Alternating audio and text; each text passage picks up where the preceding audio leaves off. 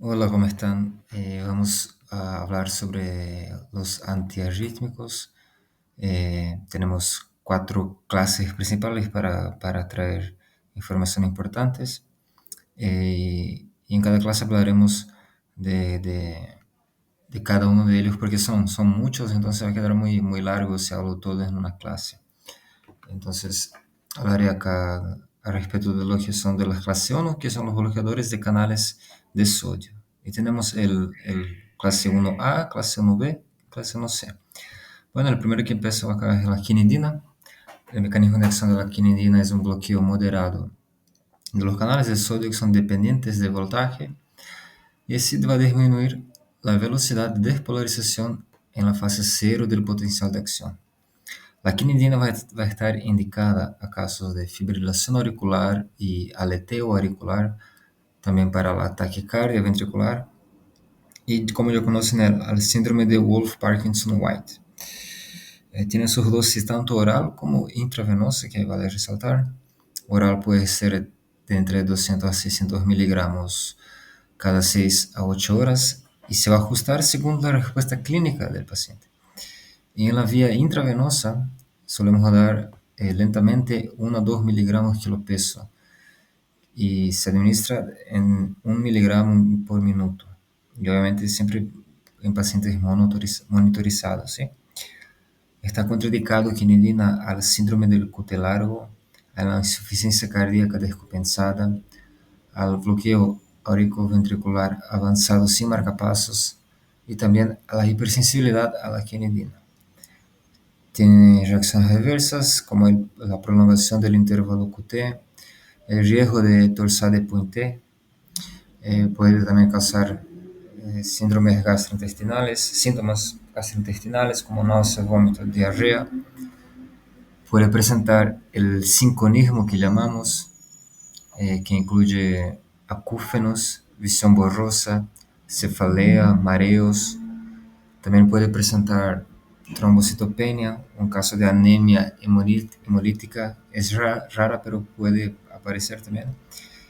Y especialmente cuando se administra de forma intravenosa, puede tener episodios de hipotensión este paciente, ¿sí? Entonces, ojo con las indicaciones de estos fármacos porque es muy amplio. Hay que saber la forma de administración oral, intravenosa, dónde está indicado, qué está contraindicado, las reacciones adversas, siempre recordar de la hipotensión y las alteraciones del electrocardiograma, así como la prolongación del intervalo QT, dorsal de puente. Entonces es un fármaco que nos recordamos por los nombres extranjeros como dorsal de puente y síndrome de Wolff-Parkinson-White. Podemos tratar así. Ahora tenemos la procainamida, que también actúa bloqueando moderadamente los canales de sodio. La procainamida va a dejar más lento la despolarización de la fase cero, disminuyendo así la velocidad de conducción.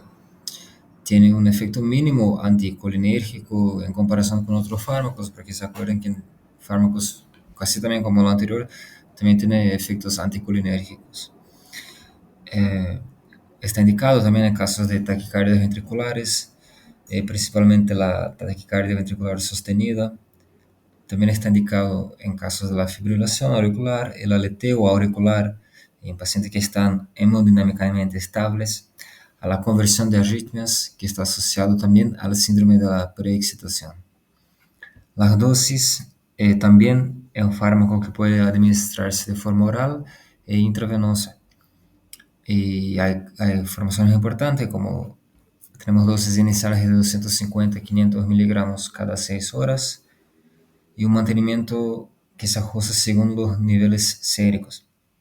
Y la forma intravenosa, tenemos una de carga que es de 15 a 18 miligramos en una infusión lenta de 20 a 30 minutos y también tenemos dosis de mantenimiento que es de 1 a 4 miligramos en infusión continua. Los antiarrítmicos como la procainamida, en el caso de él está contraindicado en casos de lupus eritematoso sistémico, porque puede presentar episodios de exacerbación en pacientes que presentan lupus. Entonces, mucha atención en este dato que es muy importante.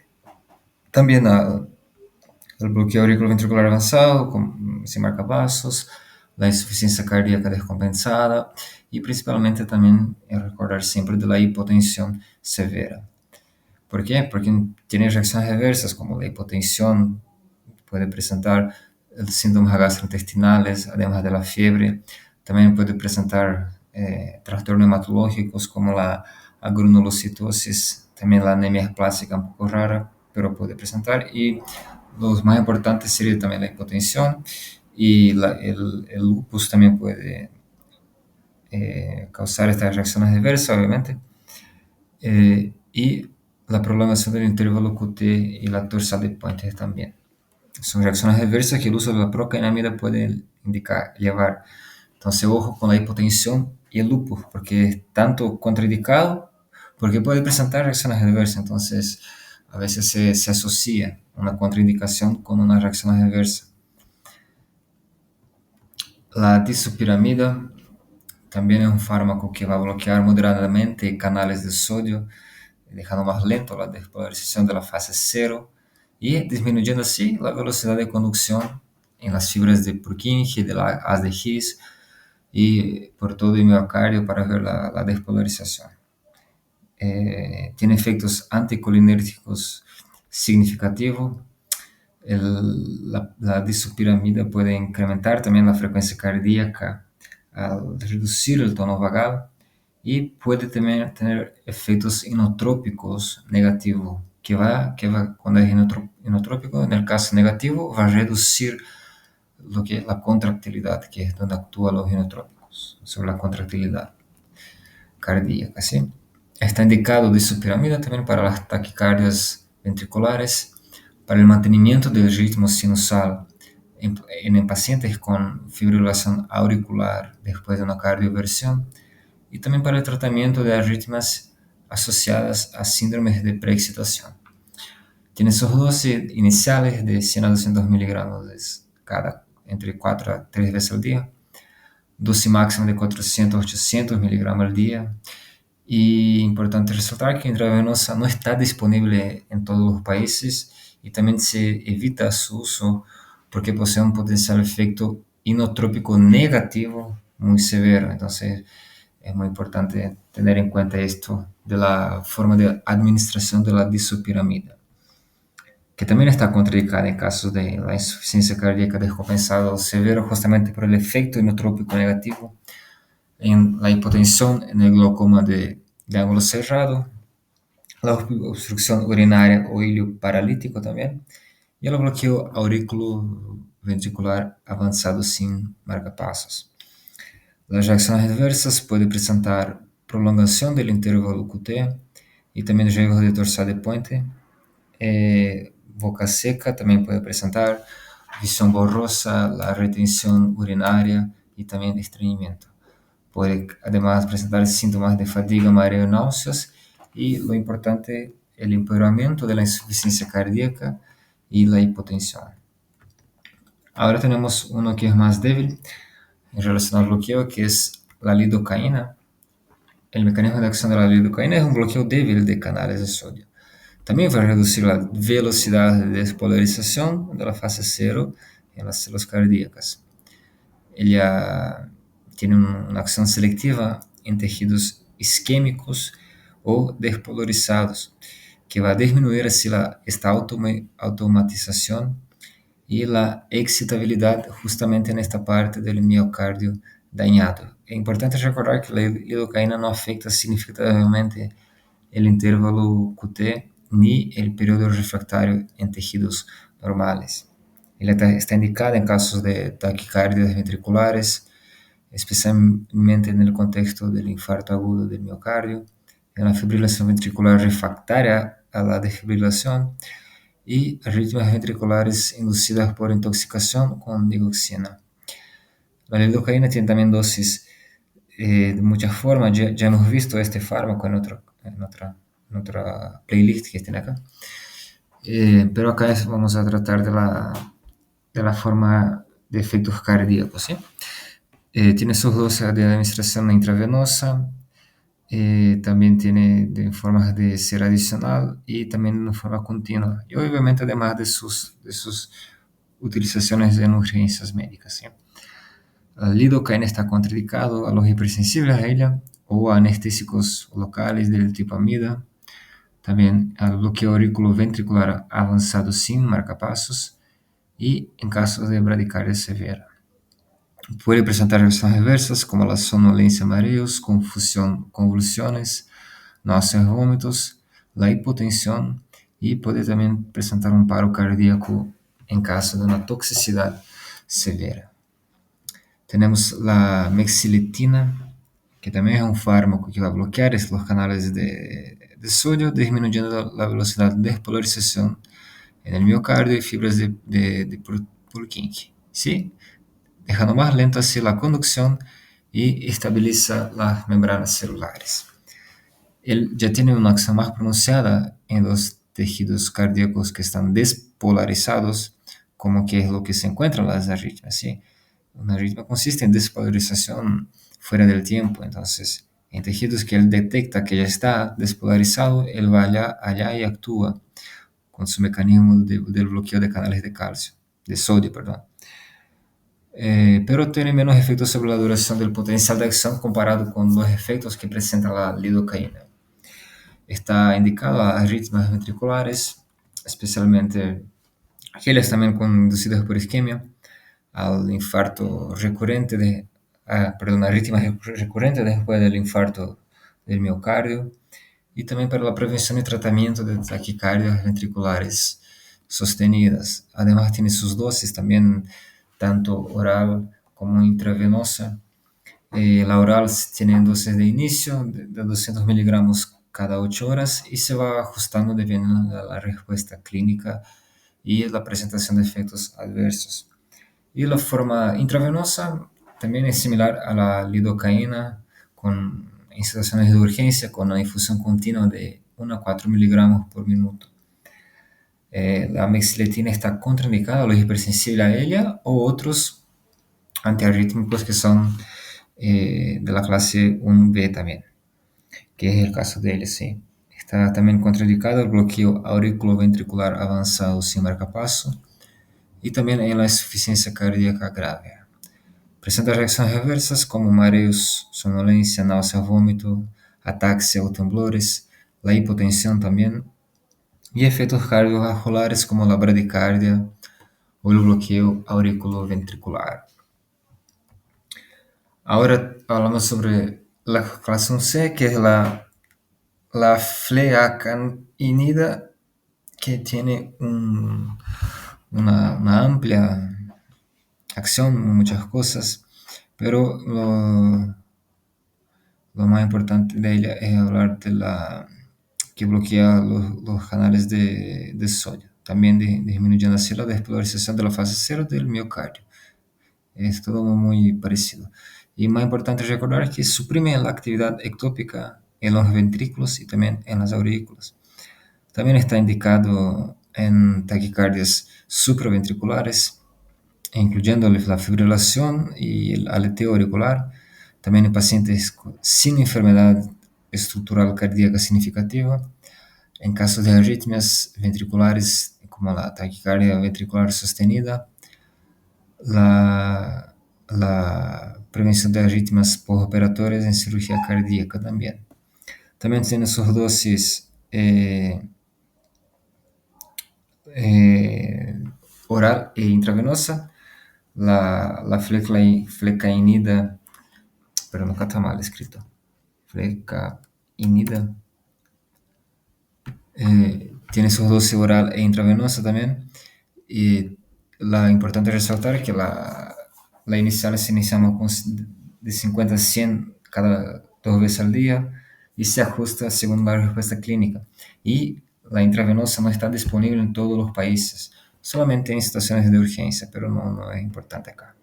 Contraindicado también en enfermedades como la insuficiencia cardíaca o el infarto del miocardio reciente, al bloqueo auriculoventricular avanzado sin marcapasos, al síndrome del cutis largo congénito o adquirido, y también obviamente, los hipersensibles a la flecainida.